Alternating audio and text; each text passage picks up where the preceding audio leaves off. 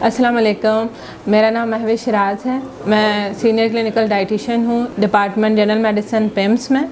पिछले 7-8 साल से मैं यहाँ पे प्रैक्टिस कर रही हूँ। इसके अलावा मेरा 18 साल का क्लिनिकल एक्सपीरियंस है।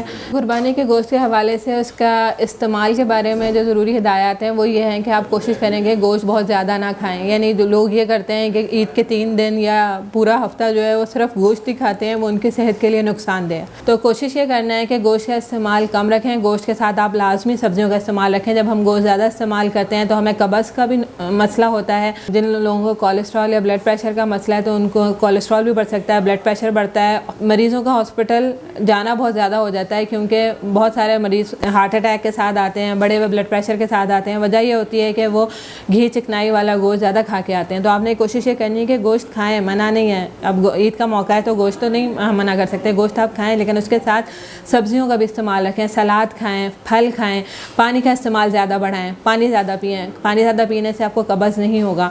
और गोश्त में बड़े के गोश्त से आपने कोशिश ये करनी है कि जब आपके अपना घर का गोश्त है तो ऊपर से चर्बी उसकी अच्छी तरह से उतार के बग़ैर चर्बी का गोश्त इस्तेमाल करें, वो आपके लिए फ़ायदेमंद है। और कम घी में बनाएं क्योंकि गोश्त के अंदर ही घी चिकनाई बहुत ज़्यादा पाई जाती है, तो उसमें आपने बहुत ज़्यादा इजाफी ऊपर से तेल या घी का इस्तेमाल नहीं करना। तले हुए गोश्त के बजाय सिका हुआ गोश्त इस्तेमाल करें। आप बेक मीट इस्तेमाल कर सकते हैं, आप भाप में बना हुआ स्टीम्ड हुआ हुआ गोश्त इस्तेमाल कर सकते हैं, आप ग्रिल्ड हुआ हुआ गोश्त इस्तेमाल कर सकते हैं, आप सालन में कम तेल में बना हुआ गोश्त भी इस्तेमाल कर सकते हैं। इनमें से कोई सा भी गोश्त आप इस्तेमाल करें, लेकिन साथ रोटी चावल का इस्तेमाल लाजमी रखना है। ये नहीं करना है कि खाली गोश्त ही खाएं, वो आपके लिए नुकसानदेह है। और गोश्त जब खा रहे हैं तो साथ सलाद का इस्तेमाल, जैसे खीरा, बंद गोभी, प्याज, टमाटर, चुकंदर, जो भी मौसम की सब्ज़ी है वो आपने सलाद में साथ लाजमी खानी है।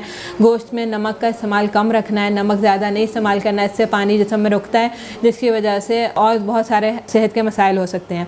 गोश्त स्टोर करने के बारे में या गोश्त जो जमा करके रखते हैं उसके बारे में जो हिदायत हैं, बैनुल-अक़वामी तौर पर, इंटरनेशनली तौर पर ये कहा जाता है कि आप फ्रीज़र में गोश्त को 3 से 4 महीने रख सकते हैं, इससे ज़्यादा नहीं रख सकते।